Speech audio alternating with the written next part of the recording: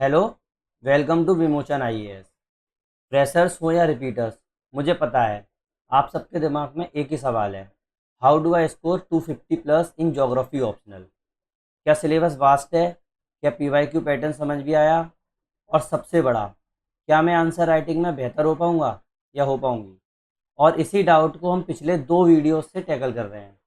पहले वीडियो में हमने क्या देखा था कि ज्योग्राफी ऑप्शनल आपको क्यों लेना चाहिए। लोगों को बहुत फियर होता है, वो मैंने पूरा फियर आपका निकालने की कोशिश की थी, जिसमें मिथ मिथ मैंने बस्ट किए थे आप लोगों के। सेकेंड वीडियो में हम लोगों ने सिलेबस को डिकोडिफाई करने की कोशिश करी थी, जिससे आप लोगों को सिलेबस जो है वो वास्ट ना लगे। ठीक है। और इसके साथ में मैंने कुछ पीवाईक्यू भी डिस्कस कर दिए थे, जिससे आपको लगे कि हाँ लिंकेज हो जाए। तो आज के इस वीडियो में हम नेक्स्ट लेवल पे चलेंगे। इसमें मैंने क्या किया है, 40 इयर्स के जो क्वेश्चंस हैं पीवाईक्यू, 40 इयर्स के जो पीवाईक्यू हैं, उनको मैंने रियल एग्जांपल्स के साथ ब्रेक डाउन किया है, ताकि आपको पता चलेगा कि 70% जो मार्क्स होते हैं, एक्चुअल मार्क्स होते हैं एग्जाम के अंदर, वो आपके 30% टॉपिक से ही आ जाते हैं। जैसा कि आप लोगों को पता है, मैंने पिछले दो वीडियोस में भी यही बात की है कि टॉपर से यही बोलते हैं कि आप लोगों को 100% सिलेबस कवरेज पर नहीं जाना है। आप लोगों को सिर्फ ये देखना है कि पीवाईक्यू के अकॉर्डिंग कितने टॉपिक्स जो हैं आपके बार बार आ रहे हैं, कितने रिलेटेबल हैं। हम लोगों को सिर्फ उसी के बारे में बात करनी है। देखिए, ज्योग्राफी ऑप्शनल का कोई रट्टा सब्जेक्ट थोड़ी है। अब जैसे दूसरे सब्जेक्ट हुए, हिस्ट्री हुआ या कोई भी हुआ, उनमें आप रट्टा मार सकते हो। भाई ये रट्टा सब्जेक्ट नहीं है। इसमें आपको पीवाईक्यू ट्रेंड समझना पड़ेगा। तो आप जीएस ओवरलैप भी कर पाएंगे, जिससे आंसर राइटिंग हो पाएगी, मैप भी बनाओगे, एफिशिएंटली यूज़ करोगे इन सबको, तभी तो आप लोगों के मार्क्स आएंगे। जैसे मैंने लास्ट वीडियोस में भी यही बोला था कि मार्क्स लाना बहुत आसान है भाई, यूपीएससी के ज्योग्राफी सब्जेक्ट में खासकर। मैंने लास्ट वीडियोस में भी बताया था कि 250 प्लस लोग लेके आ पा रहे हैं। क्यों लेके आ पा रहे हैं? क्योंकि वो लोग लिंक कर पा रहे हैं। अब वही अपन ट्राई करेंगे कि अपन लोगों को कौन कौन से सब्जेक्ट्स देखने हैं। फ्रेशर्स के लिए सिलेबस का फियर खत्म होगा इससे, सबसे बड़ी बात। क्योंकि आप लोगों को समझ में आएगा कि अरे ये तो पीवाईक्यू के अकॉर्डिंग केवल इतने से ही टॉपिक हैं, इतना ही करना है। और रिपीटर्स को प्रॉब्लम क्या आ रही है, रिपीटर्स रिपीट कर क्यों रहे हैं? क्योंकि उन लोगों ने आज तक ट्राई किया है कि जितना ज़्यादा हो सके उतना सिलेबस कंप्लीट कर रहे हैं, बट ये नहीं देख रहे हैं कि कितनी ज़्यादा चीज़ें इंपॉर्टेंट हैं। वो मैं आपको बताऊंगा आगे की स्लाइड्स में कि किस तरीके से अपन को करना है। तो वो ओल्ड मिस्टेक्स को आइडेंटिफाई कैसे करना है वो अपन देखेंगे। कई लोगों ने ओल्ड मिस्टेक्स किया, तभी तो वो रिपीटर्स हैं। और फिक्स कैसे करना है। तो और सबसे बड़ी बात है कि मास्टर क्लास में आपको रियल यूपीएससी पीवाईक्यू के क्वेश्चंस मिलेंगे, और मैं आपको प्रूफ दिखाऊंगा, ताकि आपको किसी और के वेरीफाई करने की ज़रूरत नहीं पड़ेगी। ठीक है, चलिए शुरू करते हैं। अगर मैं पेपर वन की बात करूं, पेपर वन के अंदर आपको मैंने लास्ट वीडियोस में बताया था कि पेपर वन में आपके दो पार्ट होते हैं, पार्ट ए और पार्ट बी। ठीक है, मैं अभी ये पार्ट ए का डिस्कस कर रहा हूँ। पार्ट ए के अंदर आपने देखा होगा जियोमॉर्फोलॉजी आप पढ़ोगे, सिलेबस में जियोमॉर्फोलॉजी है। अब इसमें मोस्ट ट्रेंडिंग जो टॉपिक्स हैं वो आप देखते हो कैसे हैं। पहला टॉपिक प्लेट टेक्टोनिक्स। आप अपने पास में एक रजिस्टर रखें जिसमें आप ये ट्रेंडिंग टॉपिक्स नोट डाउन कर लें। अब इसका प्रूफ क्या है कि प्लेट टेक्टोनिक्स इंपॉर्टेंट है? अब देखो कितनी बार पूछा गया है। 86, 90, 92, 2000, 2005, 2012, 2021, 2023, 2024। अब आप इसके ट्रेंड से एक चीज़ और समझ पा रहे हैं कि 2012 में लास्ट टाइम जब ये क्वेश्चन आया था, उसके बाद से 9 साल तक ये क्वेश्चन नहीं आया। तो लोगों को लगा कि इसका तो ट्रेंड खत्म हो गया। ऑप्शनल सब्जेक्ट में यही एक चीज़ है कि ट्रेंड कभी ख़त्म नहीं होता। अगर वो बार बार रिपीट हो रहा है तो आपको वो कर लेना चाहिए। अब ये तो मैंने लिख दी है ईयर्स, ये आपको एक्चुअल क्वेश्चंस भी देखने को मिल पा रहे हैं। देखिए, है कि नहीं? कोई ऐसा तो है नहीं है कि मैं हवा में बात कर रहा हूँ, ये सब आए हुए हैं। अब ये देखो मैं कैसे देखूँ। प्लेट टेक्टोनिक्स क्वेश्चन, फिर प्लेट टेक्टोनिक्स, फिर प्लेट टेक्टोनिक्स, फिर plate tectonics, plate tectonics, direct question पूछे हैं। अब जैसा मैंने आपको लास्ट वीडियोस में बताया कि अब डायरेक्ट क्वेश्चंस आना पूरी तरीके से खत्म कर दिए इन लोगों ने, लेकिन अब देखो प्लेट टेक्टोनिक्स का क्वेश्चन है, 2005 तक तो डायरेक्ट आते थे, 2012 में क्या हुआ, 13 में क्या हो गया, सिलेबस चेंज हो गया था यूपीएससी के पूरे सिलेबस का, बट ऑप्शनल का कोई भी चेंज नहीं हुआ था। नाउ अब देखो रोल्स पूछ रहा है प्लेट टेक्टोनिक्स, हिमालय से लिंक कर दिया इसको, लिंकेज आने लगी ना, मैंने लास्ट वीडियो में आपको बताया था। एविडेंसेस पूछ रहा है प्लेट टेक्टोनिक्स के एग्जांपल्स के साथ, रोल पूछ रहा है प्लेट टेक्टोनिक्स के major landform of the world के साथ। तो ये आपके लिंकेज हो गए हैं, लेकिन टॉपिक्स तो वही है, तो आपको करना तो पड़ेगा साथ में। अब ये पहला टॉपिक था, दूसरा टॉपिक है माउंटेन बिल्डिंग। ठीक है, अब माउंटेन बिल्डिंग में कैसे, देखो 86 में आया, 89 में आया, 92 में आया, 5, 13, 19, अब ये 24 में भी आया इस बार क्वेश्चन। ठीक है, कैसे, जियोसिंक्लाइनल थ्योरी के बारे में पूछ लिया, कोवस थ्योरी ऑफ माउंटेन बिल्डिंग पूछ लिया, थ्योरीज ऑफ माउंटेन बिल्डिंग पूछ लिया, जियोसिंक्लाइनल प्लेट टेक्टोनिक थ्योरीज पूछ लिया माउंटेन बिल्डिंग की, मतलब पूरी प्रोसेस के बारे में पूछ रहा है। अब देख रहे हो आपको पूरा माउंटेन्स के बारे में ज़्यादा दिमाग नहीं लगाना, सिर्फ आपको थ्योरीज पे ज़्यादा फोकस करना है, तो आपकी ये चीज़ें बन जाएंगी, और वो भी रिपीटेड है, जितनी ज़्यादा, ऐसा नहीं है कि हर चीज़ें वो कर लो साथ में। अब ये देखो 2024 में क्या पूछा था, अभी इसमें हिमालय से रिलेटेड पूछा था 2021 में प्लेट टेक्टोनिक्स का। अब हिमालय से रिलेटेड ही पूछा है, बट क्या पूछ लिया, माउंटेन बिल्डिंग की थ्योरीज के साथ, समझे। तो आपने इससे लिंक कर लिया कि भाई हिमालयास पे तो उसका फोकस चला गया, अब एक बार उन्हें प्लेट टेक्टोनिक्स के से रिलेटेड चीज़ें पूछ ली, तो अब क्या वो माउंटेन बिल्डिंग से नहीं रिलेटेड पूछेगा। और ये जो लिंक है वो दोनों पेपर 1 और पेपर 2 से लिंक है। ठीक है, समझ में आ गई। तो दूसरा टॉपिक क्या हो गया आपका, माउंटेन बिल्डिंग। नेक्स्ट टॉपिक पे चले, आप ये नोट कर लिए, दो टॉपिक इंपॉर्टेंट। थर्ड टॉपिक हो गया वेदरिंग। देखिए 1990, 2000, 2010, 2014, 2020, अब देख रहे हो 10-10 साल में आ रहे हैं, लेकिन आ रहे हैं क्वेश्चन, याद रखना। पॉसिबिलिटीज है 26 में भी आ जाए, कोई भरोसा नहीं है। ठीक है, अब देखो वेदरिंग से related, weathering, role of landform development, factors affecting the weathering, chemical weathering, importance of weathering, chemical weathering. देखो डायरेक्ट, ऐसा कुछ नहीं है कि पूछा नहीं था कि भाई, देखो केमिकल वेदरिंग 10 में पूछा, 20 में पूछ लिया, कोई भरोसा नहीं भाई, रिपीटेड है सब कुछ। अब केमिकल वेदरिंग, तो वेदरिंग आप पढ़ोगे तो आराम से हो जाएगा, ये क्वेश्चन टैकल आप कर पाओगे। तो ये थर्ड हो गया। फोर्थ है लैंडफॉर्म डेवलपमेंट। ये क्या है, आप लोगों ने चाहे जितने भी लोगों के मटेरियल्स देखे हों, रिपीटर्स से बात कर रहा हूँ मैं, ये रिपीटर्स क्या कर रहे हैं, काफ़ी मटेरियल्स पे फोकस कर रहे हैं और लैंडफॉर्म डेवलपमेंट पे काफ़ी टाइम निकाल देते हैं। लेकिन अब देखो लैंडफॉर्म डेवलपमेंट में क्वेश्चंस तो आ रहे हैं, आ किससे रहे हैं, ओनली साइकिल ऑफ इरोजन से। साइकिल ऑफ इरोजन से 5, 7, 95, 2003, 2007, 2015, 2022। अब इससे प्रूव क्या होता है कि अगर आपका 2015 में कोई क्वेश्चन आया है तो इट मीन, और उसके बाद क्वेश्चन नहीं आया है, तो इट डज नॉट मीन कि वो क्वेश्चन नहीं आएगा। भाई 2015 में पूछ के 2022 में पूछ लिया वही क्वेश्चन, बट आ यहीं से रहा है। देखो 85 में आया, 95 में आया, 2003 में आया, फिर उसके बाद 7 में आया, 7 के बाद सीधा 15 में पूछा, तो 2022 में। तो इसका मतलब आप स्किप नहीं कर सकते इस चीज़ को, भाई रिपीटेड है तो है, 40 ईयर्स में काफ़ी पूछा गया है। अब देखो क्या प्रूफ है, कैसे क्वेश्चंस आते हैं, Davis cycle of erosion, Davis cycle and Penck view, cycle of erosion, king concept. ये इतना इम्पोर्टेंट नहीं है, ये एक ही बार पूछा है, ज़्यादा पूछा भी नहीं है। ठीक है, discuss the models of slope development and landform evolution, वही डेविल से रिलेटेड हो गया। Polycyclic and polygenetic landform, concept of dynamic equilibrium and landform development. समझ में आ गई, ये सब मतलब मोस्ट इंपोर्टेंट हो गया इसमें, डेविस साइकिल ऑफ इरोजन और पेंक ज़्यादा से ज़्यादा। तो ये सब चीज़ें इसी से रिलेटेड है, जब अपन पढ़ेंगे आपको समझ में आएगा कि ये सब एक ही चीज़ है। वो तो लैंग्वेज बदल दी गई है बट टॉपिक वही है, क्वेश्चन वही है, बार बार वही चीज पूछी जा रही है। तो आपका फोर्थ हो गया लैंडफॉर्म डेवलपमेंट। फिफ्थ देखो, फ्लूवियल प्रोसेस एंड लैंडफॉर्म।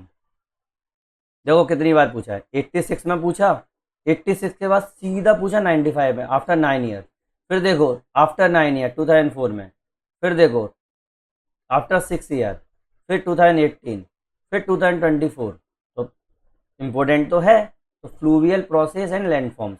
अब देखो कैसा है, erosional and depositional landform, factors influencing the fluvial process, Davis concept of peneplain, rejuvenation effect of fluvial landform, role of river and floodplain in the fluvial geomorphology, concept of graded river and geomorphic significance।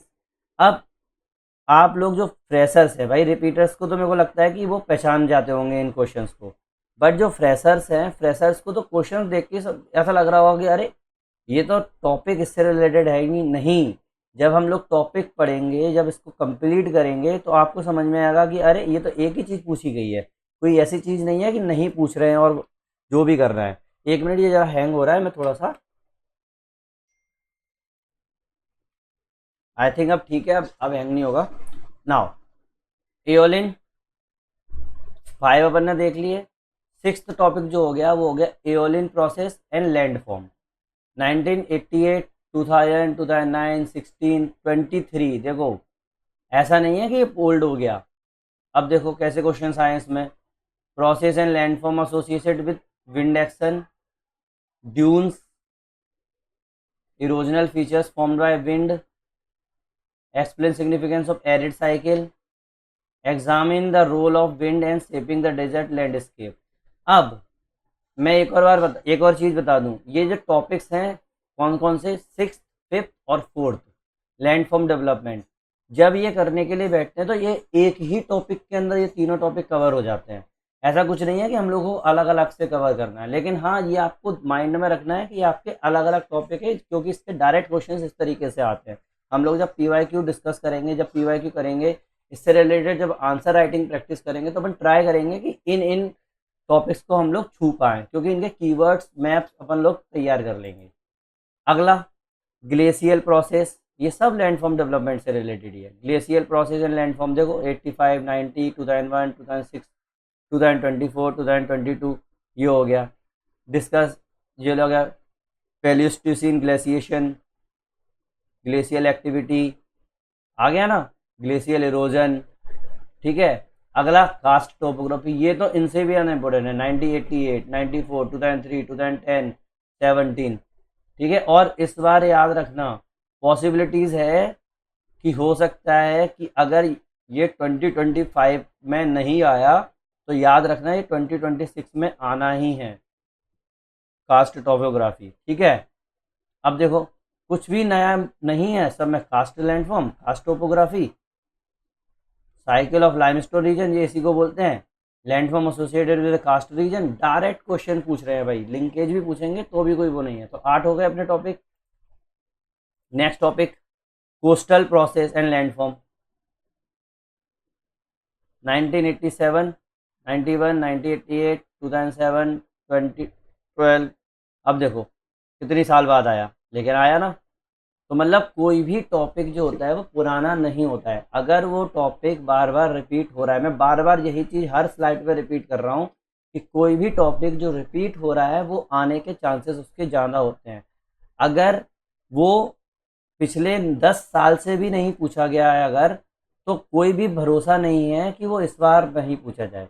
इस बार भी हो सकता है पूछ लें 10 साल बाद भी, लेकिन क्योंकि ये रिपीटेड टॉपिक्स है भाई, और कोई टॉपिक्स ही नहीं बचे उन लोगों के पास, ठीक है। तो 2023 में कैसे क्वेश्चन आया था, influence of the sea level changes on the coastal landform, ठीक है। देखो लिंकेज कर लिया उसने ओशनोग्राफी और लैंडफॉर्म से। Now tides in coastal geomorphology, explain the significance of emergence and the submergence of the coast, सब कुछ इससे रिलेटेड हो गया। तो जियोमॉर्फोलॉजी में हम लोगों ने कितने टॉपिक देखे इंपॉर्टेंट, 9 टॉपिक देखे, और मैंने आपको हवा में बात में करते हुए प्रूफ भी दिखा दिए कि ये क्वेश्चंस आपके डायरेक्ट आ चुके हैं। चलो नेक्स्ट पे बढ़ते हैं। अगला है क्लाइमेटोलॉजी। क्लाइमेटोलॉजी में structure and composition of the atmosphere की बात करें 1990, 96, 2004, 13, 20, इससे क्वेश्चन आ गया।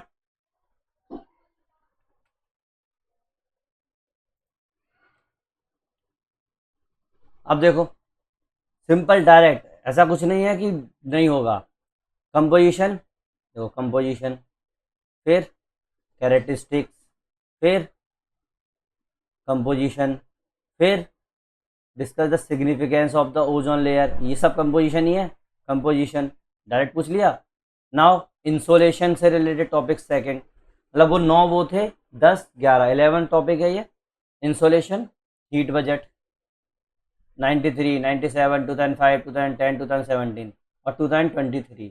अब देखो एक्सप्लेन अर्थ हीट बजट, फिर इंसोलेशन, फिर रोल ऑफ एल्विडो, फिर हीट बजट, फिर uneven distribution of insolation, how does earth heat budget affect the global climate pattern. अब देखो पहले जो क्वेश्चन आते थे वो डायरेक्ट क्वेश्चन पूछ लेते थे, अब क्या कर रहे हैं, लिंकेज कर रहे हैं।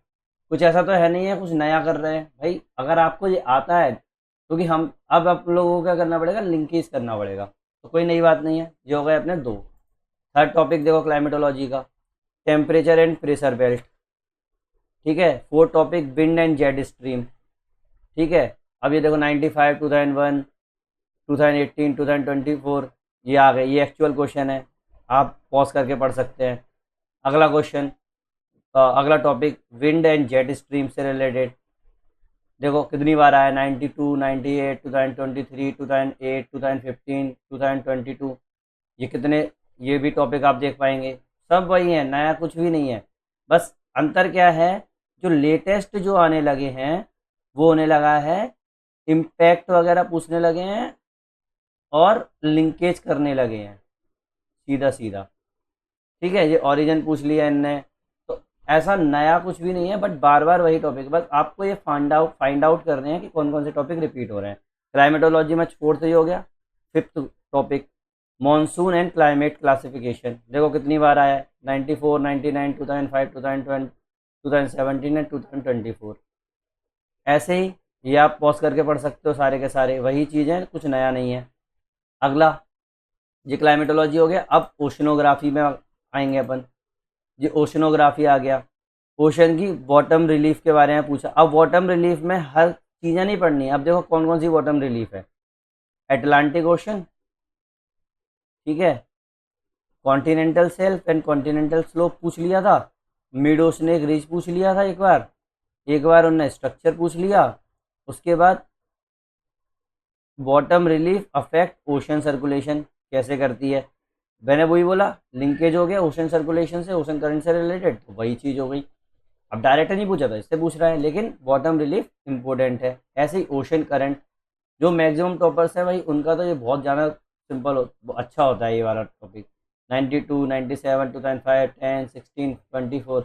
और याद रखना ये जो मैं आप लोगों को बता रहा हूँ ना, ये फाइनल नहीं है, ये सिर्फ एग्जाम्पल्स बताया है मैंने, कुछ गिने चुने टॉपिक्स निकाले हैं, बट हाँ ये सबसे ज़्यादा इंपॉर्टेंट टॉपिक्स हैं, इसीलिए ये कर रहे हैं।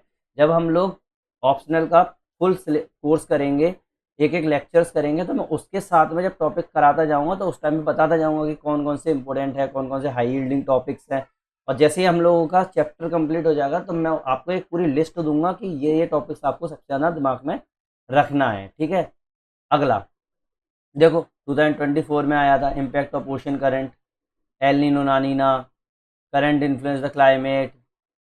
अब जो फ्रेशर्स हैं वो तो सोच रहे होंगे अरे ये क्या हो रहा है यार, हमें तो कुछ समझ में ही नहीं आ रहा।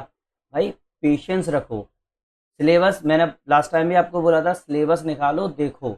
जब आप सिलेबस देखोगे आपको धीरे धीरे समझ में आने लगेगा कि अरे ये टॉपिक है। और अगर आपको ये लैंग्वेज अलग लग रही हो, जैसे ओशन करंट का मैंने बोल दिया, भाई आपको पहचानने में जो फ्रेशर्स है उनको मुझे पता है कि प्रॉब्लम आ रही होगी, बट कोई प्रॉब्लम नहीं है। जब अपन ये टॉपिक्स करेंगे पढ़ेंगे, अगर आप खुद से कर रहे हो तो खुद से भी पढ़ोगे तब भी आपको समझ में आएगा, और आप मेरे साथ करोगे तब भी आपको समझ में आएगा, ठीक है। चलो नेक्स्ट पे चलते हैं।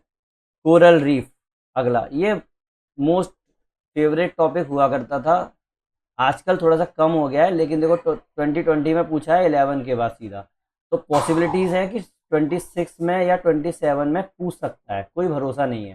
ठीक है, अब देखो ये भी डायरेक्ट पूछा है, marine deposit their economic significance.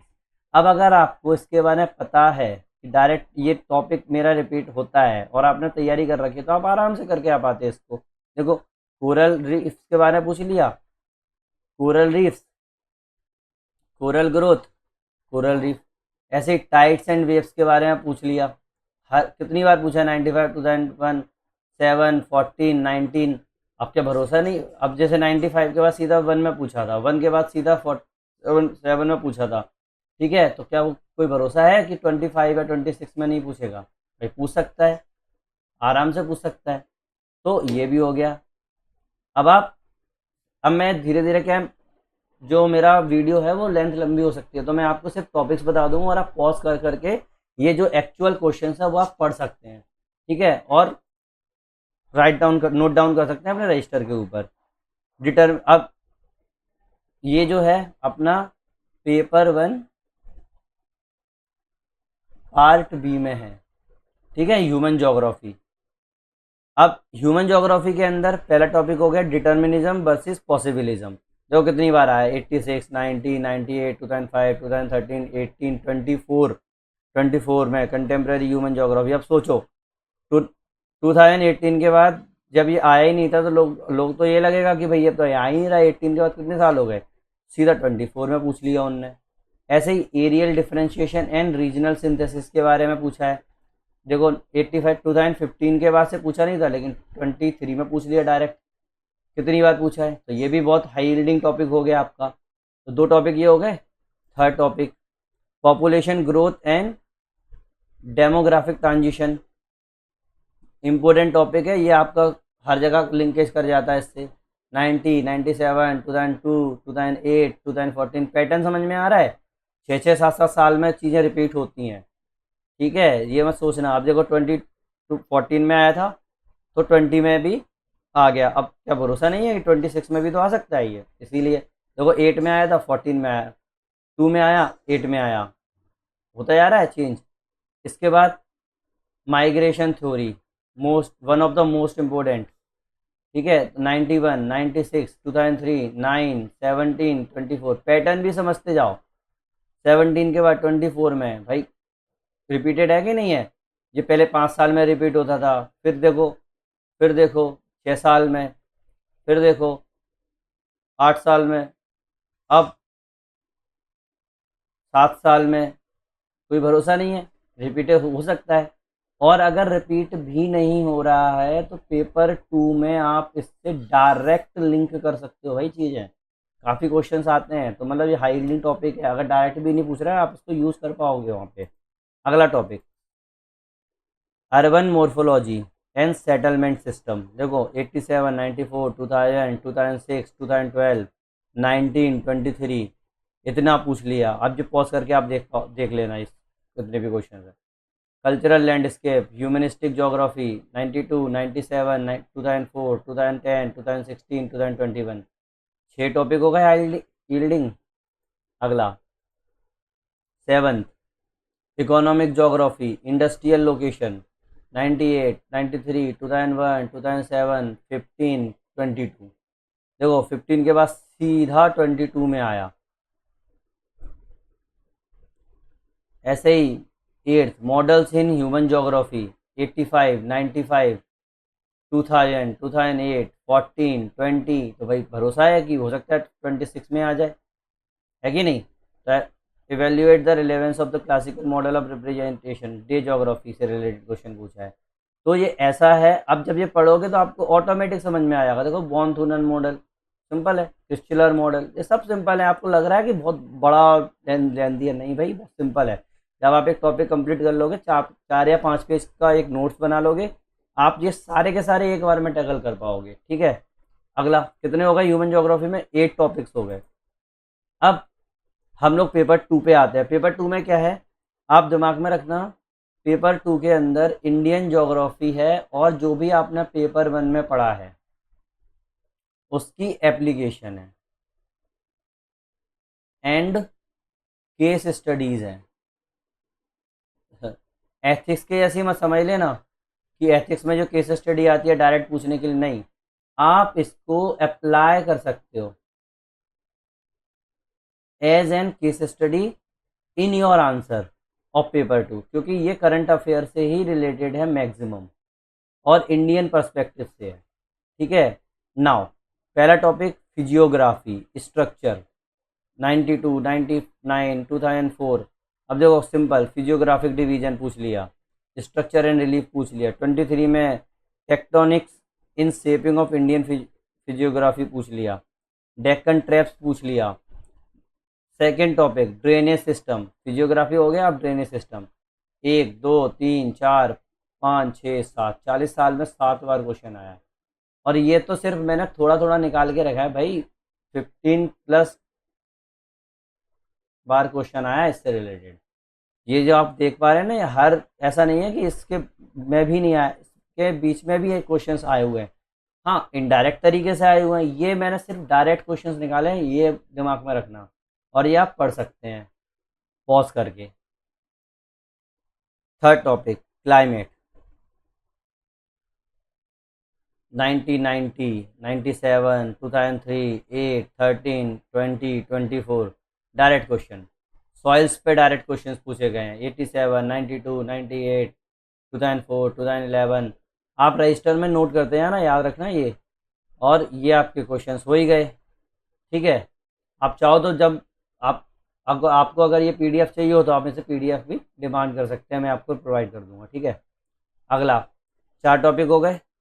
Fifth natural hazards and disasters से रिलेटेड टॉपिक्स आ गए 91, 96, 2002, 2007, 12, 18, 24। देखो preparedness for the multi hazard. और याद रखना 2025 में अगर नहीं आया तो 2026 में heat wave one of the most important topic है आज के टाइम पे, हीट वेव। ठीक है। तो ये इसके अंदर अपन कवर करेंगे हजार्ड्स के अंदर। अगर ऑप्शनल में नहीं आया तो वो जीएस में तो पूछ ही सकता है। ठीक है। नाउ नेक्स्ट एग्रीकल्चर 98, 95, 2000, 89, 95, 2001, 2005, 2010 इतनी बार आया। आप पॉज करके ये देख सकते हैं। सिक्स हो गया agriculture. Seventh industries. Eighth transport and trade. अब आप पॉज कर करके देखते हैं ना कितनी बार ये रिपीट हुए हैं। ठीक है।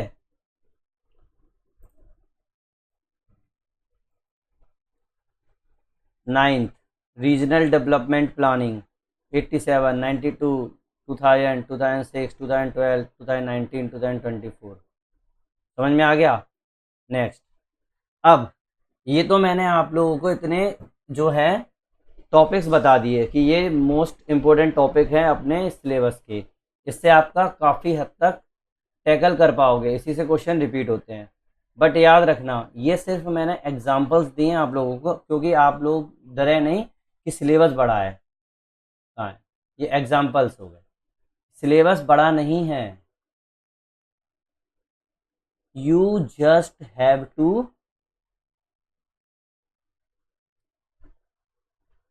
Tackle it with the planning.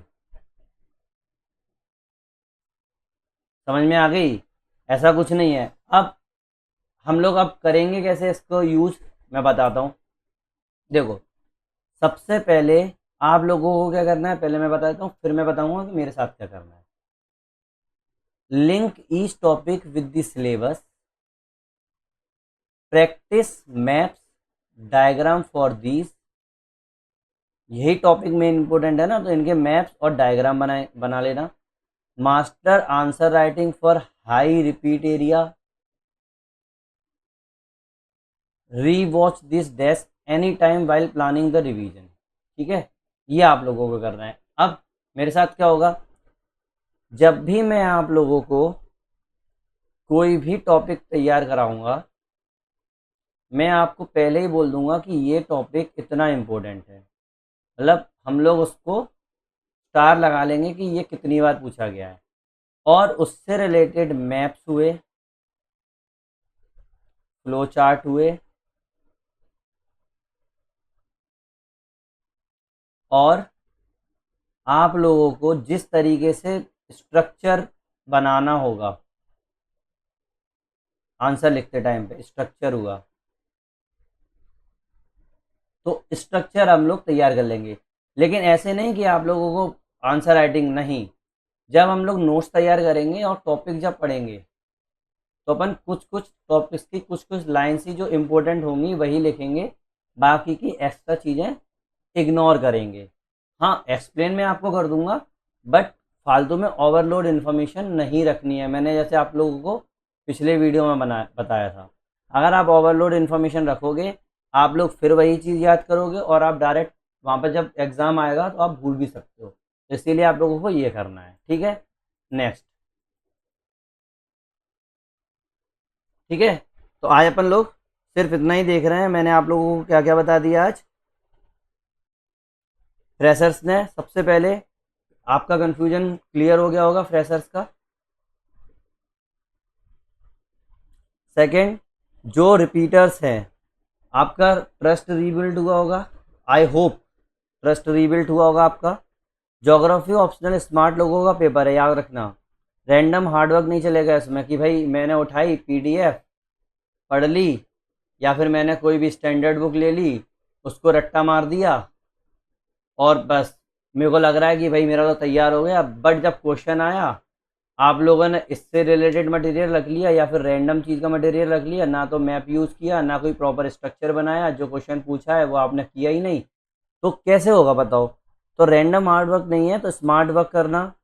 Plus मैंने आप लोगों को इस वीडियो में प्रूफ भी दिया है, ऐसा नहीं है कि मैंने हवा में बात की है। देखो मैंने सारे के सारे प्रूफ्स दिए हैं कि ये टॉपिक्स रिपीट होते हैं और ये सिर्फ लिमिटेड टॉपिक्स हैं जो आपको, ये बहुत ज़्यादा इंपॉर्टेंट टॉपिक्स हैं जो रिपीट होंगे। हम लोगों को तो 100% कवर करना है कि भाई एक भी टॉपिक आपका छूटे नहीं, ठीक है। और आपको प्रैक्टिस करनी है, याद रखना। तो स्टे ट्यून, सब्सक्राइब करो, अपने नोट्स रेडी रखो और मिलते हैं नेक्स्ट वीडियो में रियल आंसर राइटिंग ड्रिल्स में, ठीक है। तो आई होप आप लोगों को आइडिया हो गया होगा। और याद रखना नेक्स्ट वीडियो जो होगा वो हम लोगों का लास्ट वीडियो होगा इस मॉड्यूल का। अब इसके बाद मॉड्यूल 2 जब हम स्टार्ट करेंगे उसके अंदर हम एक्चुअल स्टडी करेंगे और स्टार्ट करेंगे हम लोग जियोमॉर्फोलॉजी से, ठीक है। Now thank you.